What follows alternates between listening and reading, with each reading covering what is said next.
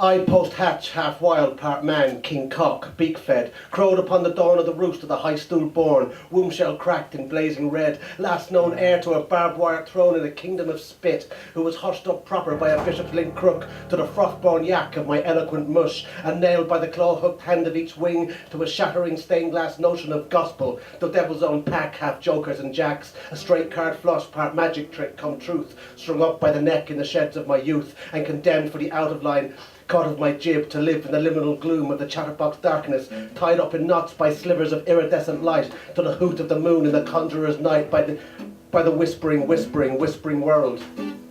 I who am you, who is they, who is us, who is molten cerebral beneath the skull's crust, half cock, part gay, translucent, silent, still, come what may, who hovers in midair, bass bonnet bare and brazen as fuck, beneath the frenzied spotlights of the raving sun, naked and deranged in candy bar towns besprinkled with visions that burst into wildfire, lynched upon pitchforks, trembling in asylums of unsullied flesh, in black-defaced basements caught in the tangle of a fine-spun cobweb of shuddering chills. I shrank out of sight in a bottle of pills, and bled from the ear to the nightingale's tune, who could fly off your cliffs to the song of your grief, and perch upon branches light as a leaf in the gathering storm. I who can ride on the blustering steeds of the tongue-bitten wind until bitter words bleed from the fresh open wound of my jabbering mouth, blabbering absurd incantations of naught I post upon pedestals,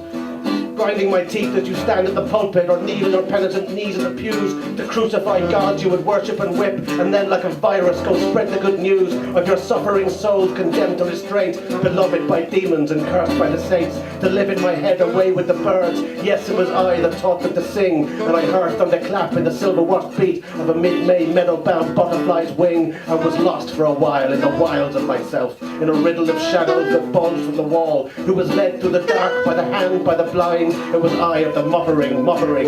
mind. I who could fly with the shadows of dusk, wept for the sun when the sun turned to rust, who could see every world in the maddening clouds, knew the lore of the crows for I taught them to talk, who was picked up and worshipped in out-of-town bars, and burned every love by the fire of the soul that kindles the mind, set ablaze in the stars. Thus was I judged in your hollowed-out eyes to the blessed congestion of what you believe is carved in the stone of your corpse-fed creed. Yes, I confess. It was I who was tarred and then feathered, and hung upside down by the unbroken bread of my body, left in the stocks of apostates and thieves, with the red-necked and half-witted, deaf, dumb and blind, the thoughtless and flightless minstrels of misfit, gathered to brand me the Beetleden's leper, for displaying in full feather the wings of the mind. So I soared in my dementia on the keening of the wind, with the landscape bludgeoned and the red sky skinned. I wailed the flowering song of the shrub, I hooded the rook and bespeckled the dove, with the cardinal cursed with the Morrigan blessed, I lay with the robin and reddened her breast, a fine holy madness to wreak amongst men, with the pennies they gather to bury the wren in the harrowing muck. So, here, at last with my rainbow spent, I sang in the full plume of my bedlam, like a lark in the nethers of the brimstone sun, and every colour of the world was a feather of the mind. So I sang to the hacked-out crescent of the haloed moon, to the adolescent seed of the gobdaw state, to the blue-clad battens of the gombeen law, to the bone-headed fattens of the Amadon doll, and my song was a godless land without faith. The spat of the land sat back in your space, and poisoned with sorrow the seed of your men, piping my sickness from sorrow to glen. For I danced on your grave well before you were dead, and I spray-painted red, not right in the head. Then I skipped to your mirror, and with the tip of my hat, I died in a dream and then never came back.